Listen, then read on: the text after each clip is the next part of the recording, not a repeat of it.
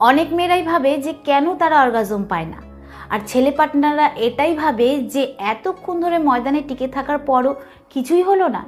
তো তাই জন্য বলে দেওয়া হয় যে মেয়েদের অর্গাজম পাওয়া কিন্তু খুবই কঠিন।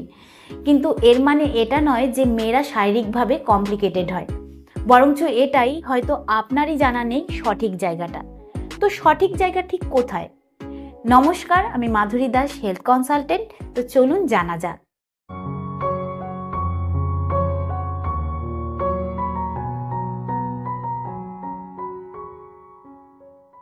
সবার প্রথমে জানবো জি স্পটের ব্যাপারে। জি স্পট গুগলে সব থেকে বেশি সার্চ করা শব্দের মধ্যে একটা।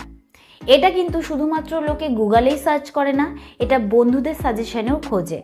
তো 1800 শতাব্দীতে আর্নস্ট গ্রেফেনবার্গ কিন্তু অনেক বছরের গবেষণার পর এটাই বলেছিলেন যে মহিলাদের একটা জোন থাকে। তো সেই জোনটা কিন্তু অর্গাজমের এক বিরাট ভূমিকা পালন করে, তাই তিনি এই জোনের নাম দিয়ে থাকেন জি জোন। কিন্তু এই জোনের খোঁজ অনেক আগেই র্যাগনিয়ার ড্রেগাম 1700 শতাব্দীতে করে ফেলেছিলেন। কিন্তু কি করা যাবে, গ্রেফেনবার্গ এই নিয়ে আরও গবেষণা করেন এবং গবেষণা করার পর এটাই বলেন যে এই জোনে একটা স্পট থাকে যেটা পেনিট্রেশনের সাথে স্টিমুলেট করাতে কিন্তু মেয়েরা অর্গাজম পায়। তো 1981 সালে ডক্টর এডিগো এই স্পটের নাম দিয়ে থাকে গ্রেফেনবার্গ স্পট, যেটা আগে গিয়ে হয় জি স্পট।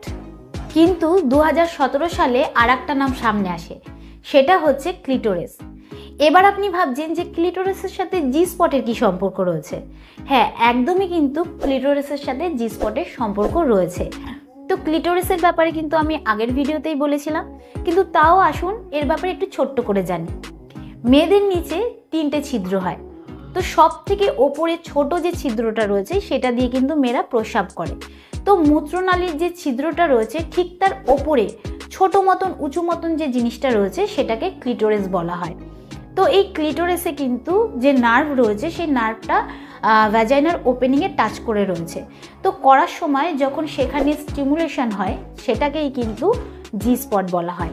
অনেক ছেলেরাই এরকম ভাবে যে যত সে ভেতরে ঢোকাবে, যত সে জোরে করবে, তত মেয়েরা স্যাটিসফাই হবে। তো এই কনসেপ্টটা কিন্তু সব মেয়েদের ক্ষেত্রে হয় না। সেটা কিন্তু বুঝতে গেলে আপনাকে মেয়েদের প্রাইভেট পার্টকে বুঝতে হবে। তো যে মেয়েরা ঠিকঠাক রয়েছে, মানে যারা প্রেগনেন্ট হয়নি, যাদের ডেলিভারি হয়নি, তাদের কিন্তু যে ডেপথ রয়েছে মানে গভীরতা রয়েছে সেটা কিন্তু 3 থেকে 4 ইঞ্চির আশেপাশে হয়। আর যখন কোনো মেয়ে উত্তেজিত হয় তখন কিন্তু সেটা বেড়ে 6 ইঞ্চির কাছাকাছি চলে যায়। এটা কিন্তু ডিপেন্ড করে হাইটের ওপর, যে সেই মেয়েটা কতটা লম্বা। আর যদি সে অনেকটা লম্বা হয় তাহলে কিন্তু সেটা ম্যাক্সিমাম 6 ইঞ্চি পর্যন্ত বাড়ে। তো এটা কিন্তু সবার ক্ষেত্রে হয় না, এটা ডিপেন্ড করে যে সেই মেয়েটা কতটা উত্তেজিত হয়েছে এবং তার বডি কতটা ফ্লেক্সিবল। তো যদি আমি কথা বলি তৃপ্তির বা সন্তুষ্টির, তাহলে মেয়েদের যে প্রাইভেট পার্ট রয়েছে মানে ভ্যাজাইনা রয়েছে, সেই ভ্যাজাইনার শুরুতেই 2 থেকে 3 ইঞ্চি যে অংশটা রয়েছে সেটা খুব সেন্সিটিভ থাকে, কারণ ওই ভ্যাজাইনার ওপেনিংয়ে কিন্তু ওপরের দিকে ক্লিটোরিস থাকে। আর ক্লিটোরিস যে সেন্সিটিভ নার্ভগুলো রয়েছে সেটা ভ্যাজাইনার ওপেনিংকে টাচ করে থাকে, তাই জন্য কিন্তু সেই জায়গাটা সেন্সিটিভ থাকে। তো এটা কিন্তু ক্লিটোরিস। তো দেখুন ক্লিটোরিস কীরকম দেখতে হয়, ঠিক এরকম কিন্তু ক্লিটোরিস দেখতে হয়।